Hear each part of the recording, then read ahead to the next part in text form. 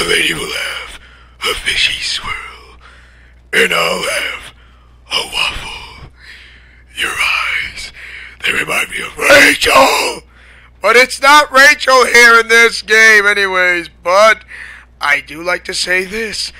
It's time that we go punch crime in the face. This is Arkham Twin Days. Hi there, viewers. I am Leo Wolverine, your game commentator and founding member of Leo's Let's Plays Alliance. As we continue my topic in progress about the Batman Begins movie story. Okay? Movie story! Movie story! So, yes, as I was saying, oh yes, the lightweight fabrics. He says I got just the thing, oh yeah. So, now that he's in, he says, Lucius Fox told to Bruce, and, you know, Bruce and Lucius Fox talking, he says, notice anything? And Bruce shakes his head, he says, regularly flexible, but put a current through it, and molecules realign, it becomes rigid, and Bruce asks him by telling this, what kind of shapes can you make? And Lucius Fox says, can be tailored to fit any kind of structure based on rigid skeleton. He says, on any kind of structure based on rigid skeleton. And yes, and Bruce tells Mr. Fox, says, if you look, if you're uncomfortable, and Lucius Fox says, Mr. Wayne, if you're telling me something that I don't know, that you're going to ask me, or what should have been asked, I don't have to lie. But don't think of me as an idiot. So yeah, don't think of me as an idiot! Okay. And Bruce says, fair enough. And now he got a good look at that, of another object. He says, what's that? And Lucius Fox says, the tumbler? Oh, you wouldn't be interested in that. Oh, guess what? He is interested. And yeah, he got interested. And Lucius Fox says, he was built as a bridging vehicle. During combat, these things can launch for towing cables or something, and this here can boost you into a rampless jump. And yeah, he just no, sir, no. I don't know what he was kind of scared for or something like that, but it was I love it. It was absolutely funny. So he says we never get the dang bridge to work, but this baby works just fine. And now Lucius Fox says, so what do you think? And Bruce smiles and said, does it come in black? Yes. Yeah, it comes in black. Yes. Driving a black tank. It is just fun for anybody who drives a black tank. And so, since he is able to,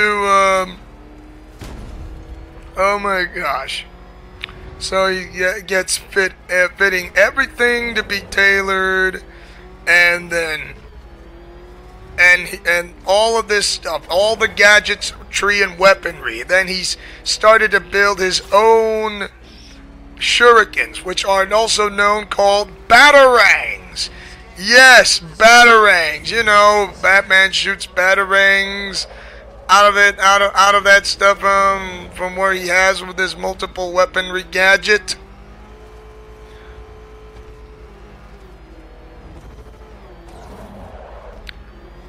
And finally, he is able to be ready to portray as the Dark Knight himself, starting with Falcone's shipment and finding Carmine Falcone himself.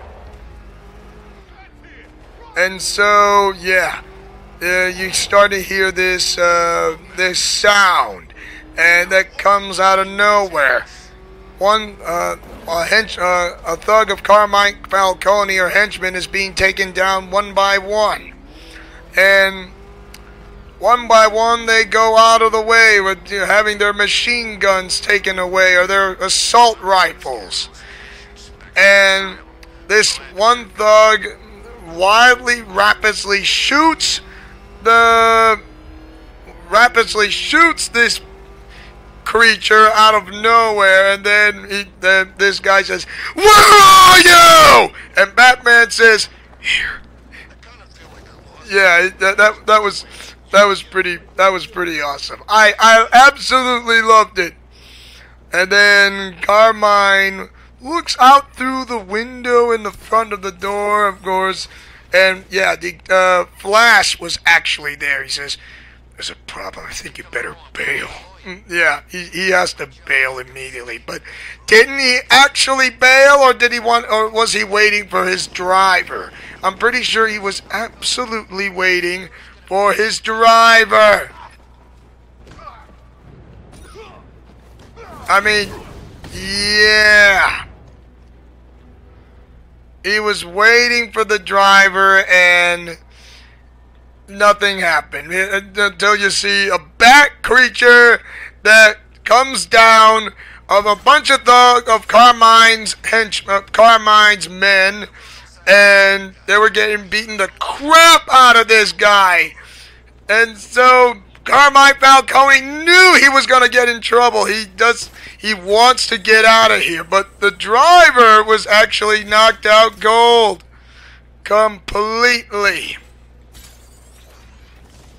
So yeah, he was knocked out cold and unbelievable. So, and Carmine Falcone says, "What the heck are you?" And then out of nowhere, off of the roof, the top of the roof of the car, or the glass, is where he punches through, and it says, and Carmine says, "What are you?" And then this and the famous line from Michael Keaton and that Christian Bale says, "I'm Batman." Or you should say, "I'm Batman." Whichever works. Or, "I'm Batman." And Carmine Falcone has been knocked out cold. So, and then he meets this guy who gave him that coat back then, since he was kind of younger, but like he was gone for over 7 years possibly, and he says, "Nice coat." And then this homeless guy says, "Thanks."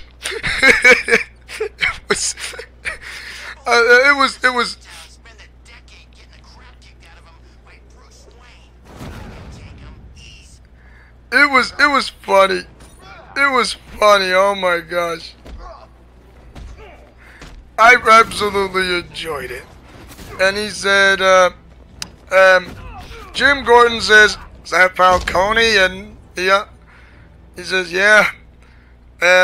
Jim Gordon says, "We'll never be able to tie him down." He says, "I wouldn't bet on that." Falcone's men. I mean, that was Falcone's men. We wouldn't be able to tie him, but he said, one of the officers, "I wouldn't bet on that." And then there's Carmine Falcone on this big giant light signal, and then and one of the officers says, "What's that?" And it was like the shape of a bat. And Jim, yeah, definitely, and that is how Batman is being born in the Christopher Nolan verse. Pretty amazing, isn't it? You thought his work was done. Nope, his work is just the beginning. And so he has to find a way to save Rachel Dawes, or else, because one of Carmine's men was sent to kill Rachel Dawes because Rachel just rattled his cage, like, completely. He doesn't like being rattled. And so...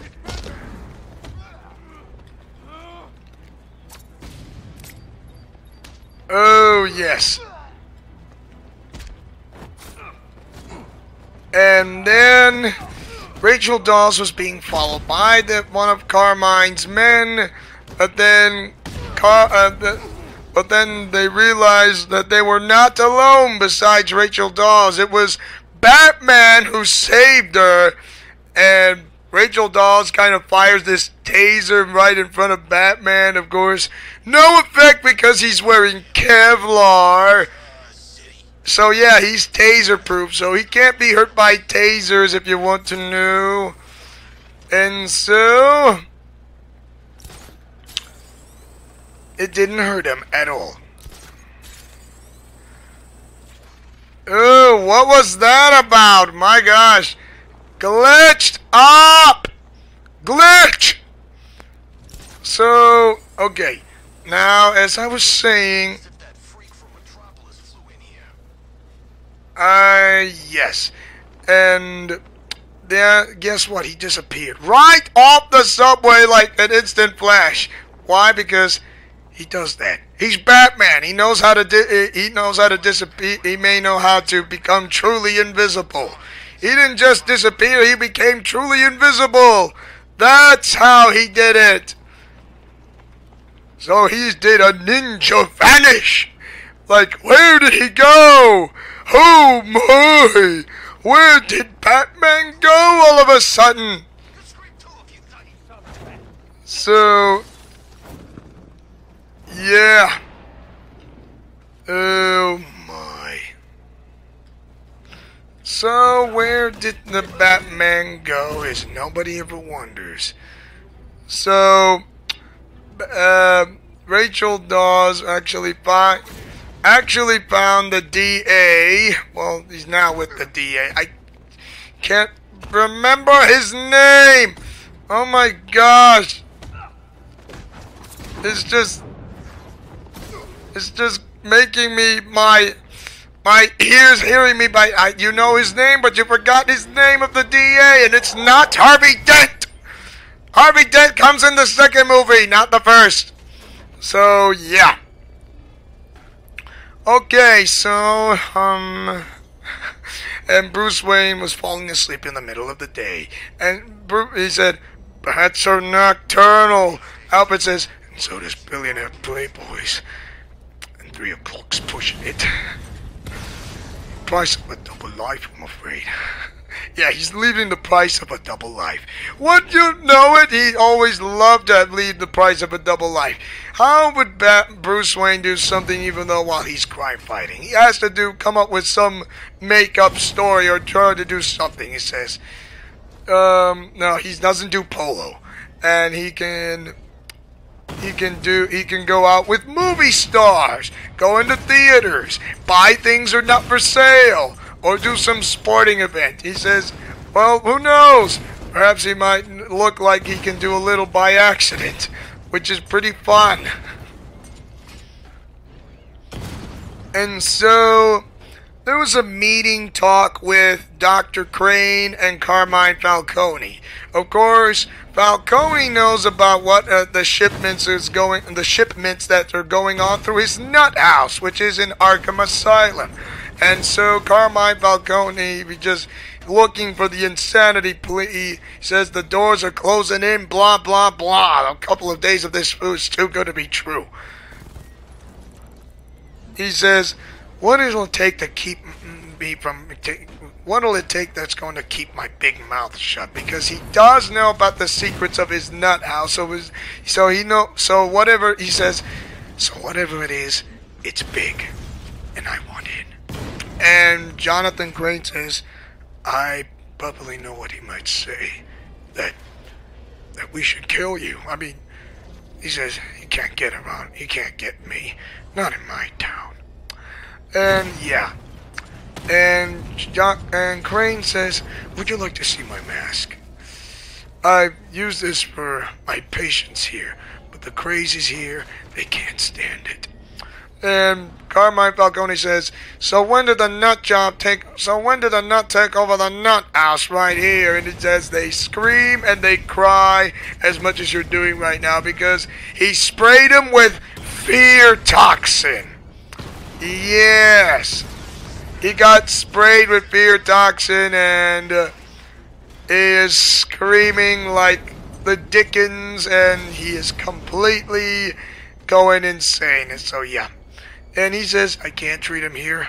Not this one, so he has to move into his asylum. Since when did he ever go insane? Since now. Because of Dr. Jonathan Crane sprayed him with fear toxin. And so you see Batman into the slums of Gotham. I think that's where he's at, even though you can hear the mom and the dad screaming aloud, which is about this argument, and then this boy sees him and says, it's you, isn't it? People are talking about you. They say you kill people, but I don't believe it. He knows that the Bat don't kill, of course. That kind of encouragement about during the Michael Keaton, during the movies of Tim Burton, which actually Batman does kill, even in the Christopher Nolan universe, and especially in the movies of Zack Snyder, which happens so quick, and it's just, okay, so this is the DCU, so the Batman does kill in the DCEU, and in the BTAS, the Batman does not kill, including other Batman movies like Batman, Son of Batman, and not to mention Batman Bad Blood. I don't know. It's just kind of interesting. I don't know. And not to mention the origins of that Justice League movie. Yeah, I mean, I quite understand this, but the DCU where Batman kills? Okay, we are going to strike enter, so yeah. And so there's a little bit of concern of what's going on. So he's in the slums, and then he finds of course, well, before he's in the slums.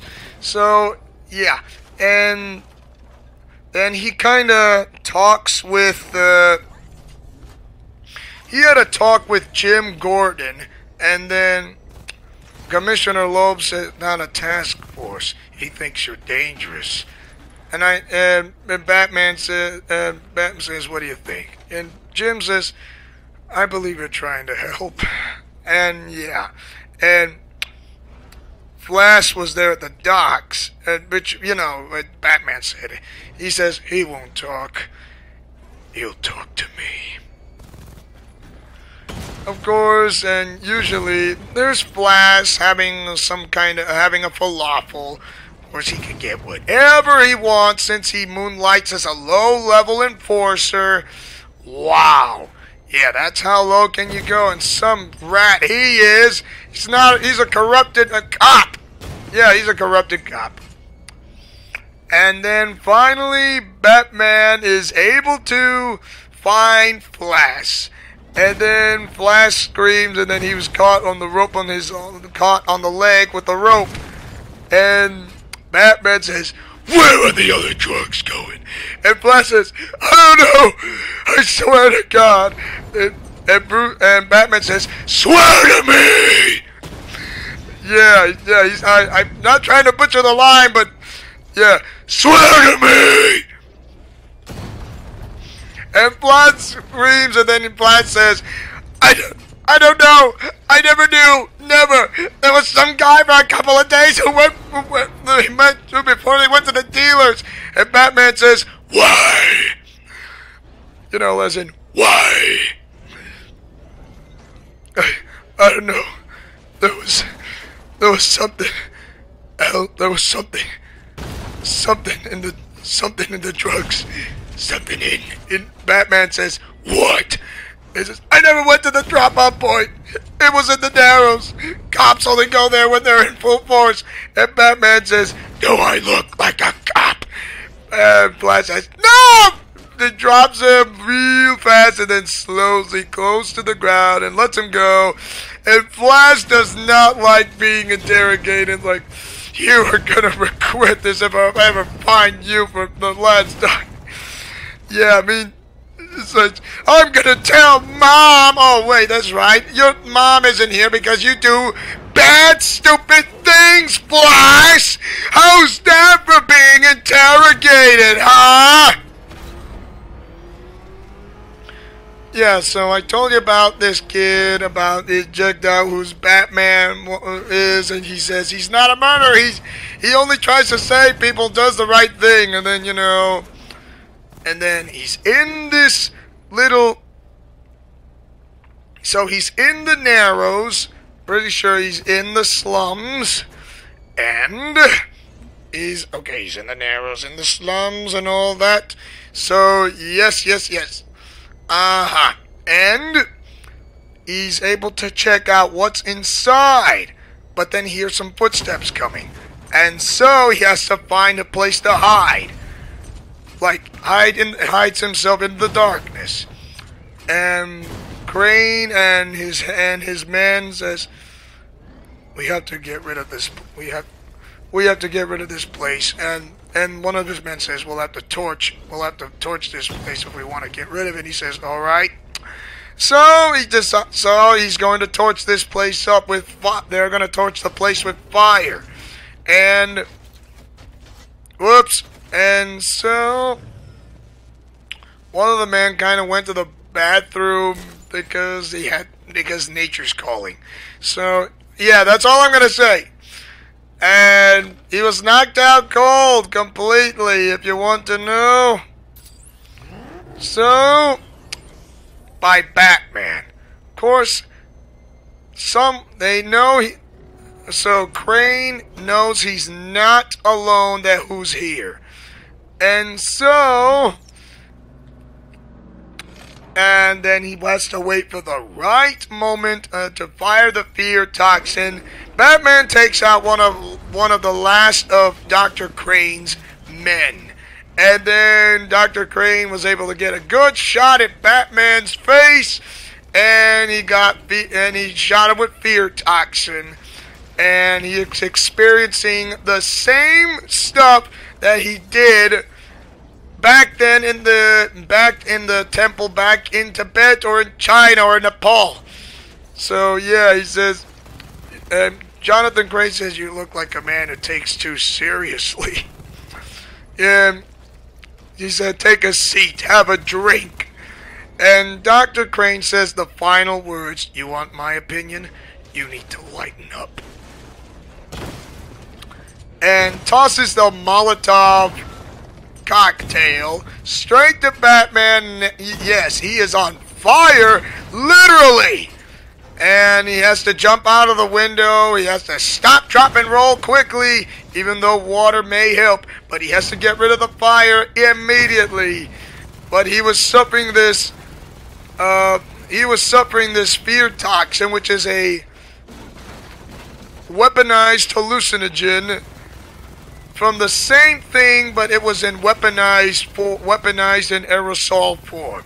And then Lucius Fox just appeared out of nowhere. Of course, I mean, you hear this, it was before Lucius Fox. You hear this this wonderful dark taut music that, like, he was in trouble, and then he is experiencing the same memories as a kid when his parents died back in Crime Alley.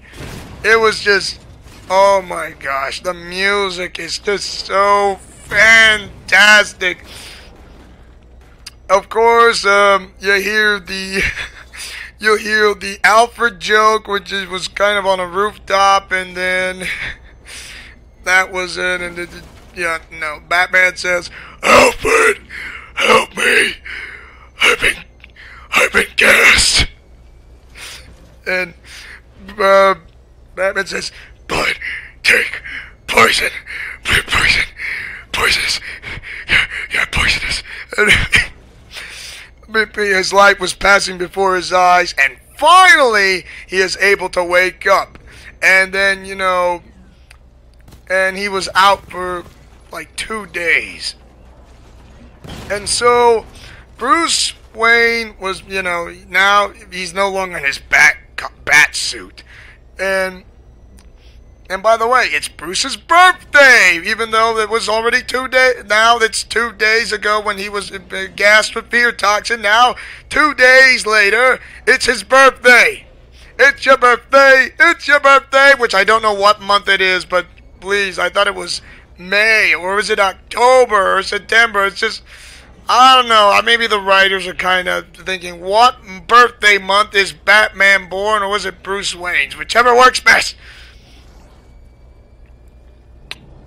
And now Lucius Fox says, I did isolate your blood, and on the protein-based catalyst, I was able to synthesize an antidote, and finally is able to bring you back from, because since you're passing out of some kind of drink, I don't know, he says, and Bruce Wayne says, am I understand any of that? And Fox says, not at all. I just want you to know how hard it was. Bottom line, I synthesized an antidote. The antidote should inoculate you for a while. He says, can you make more? It says, you're passing out, you're doing the passing yourself out and passing out again, Mr. Wayne? It says, well, Mr. Wayne says, kind of a joke, even though it's kind of says, well, you know how it is, you're out at night looking for kicks, someone's passing out around the weaponized hallucinogens. It was funny. Oh my gosh, it was kind of funny, but I do enjoy it. But I do believe we are going to stop here for the time being. And don't worry, we are going to continue to pick up from where we left off for another time. Thanks for watching, and don't forget to like, comment, favorite, and subscribe. And tell me, what do you guys think of Batman Begins? And mash that like button if you guys like Arkham Twin Days. So for anyways, this is Leo Wolverine saying and speaking as always as your sensational special being who takes chances, makes mistakes, and get messy in Leo's Let's Plays Alliance. Godspeed, play safe, and shalom. See you guys next time for more of Arkham Twin Days.